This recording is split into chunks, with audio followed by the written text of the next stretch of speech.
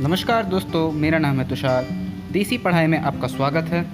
आज की इस वीडियो का टॉपिक है the making of national movement 1870s to 1947। उससे पहले भी बहुत सारे रेवोल्यूशंस हुए थे, पर हमें सिर्फ 1870 से लेकर के 1947 तक के रेवोल्यूशंस के बारे में पढ़ना है। तो चलिए शुरू करते हैं।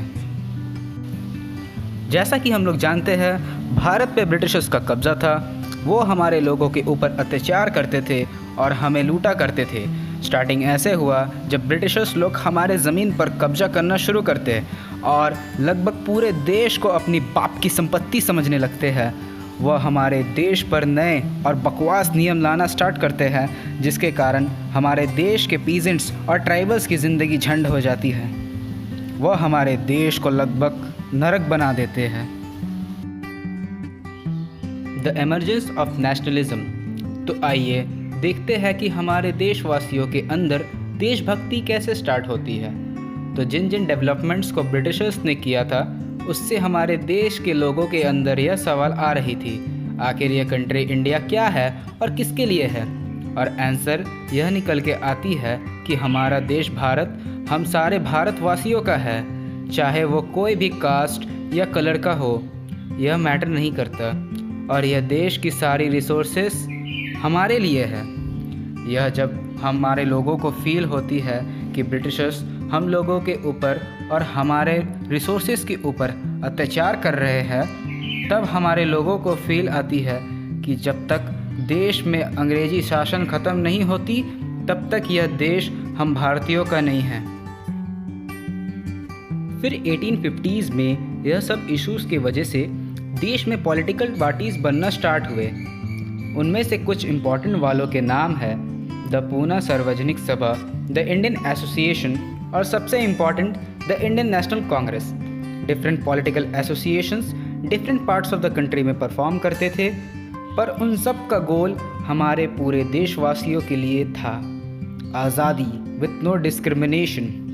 सारे पॉलिटिकल पार्टीज़ का गोल था हमारे कंट्री को सॉवरेन बनाना। सॉवरेन का मतलब होता है इंडिपेंडेंट विदाउट आउटसाइड इंटरफेरेंस। तो नफरत बढ़ने की शुरुआत तब हुई जब ब्रिटिशर्स ने आर्म्स एक्ट और वर्नाकुलर प्रेस एक्ट को पास किया। दोनों एक्ट्स को ब्रिटिशर्स ने 1878 को पास किया। आर्म्स एक्ट में यह था कि इंडियंस लोग अब से हथियार अपने साथ लेकर नहीं घूम सकते, और वर्नाकुलर प्रेस एक्ट जो कि बहुत इम्पॉर्टेंट है, इससे तो एक क्वेश्चन आता ही है। इस एक्ट में यह था कि अब से न्यूज़पेपर में अगर कुछ भी ब्रिटिशर्स के अगेंस्ट प्रिंट होगा तो फिर मार मतलब कि पनिशमेंट दी जाएगी। फिर 1883 में इल्बर्ट बिल आता है।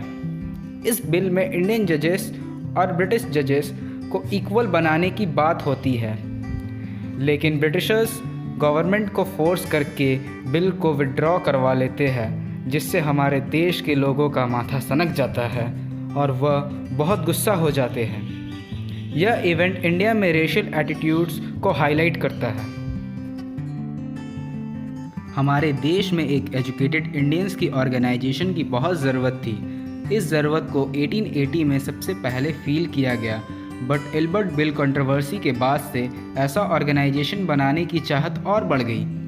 फिर बन गया Indian national Congress with 72 speakers या 72 मेन लोग from all over the country.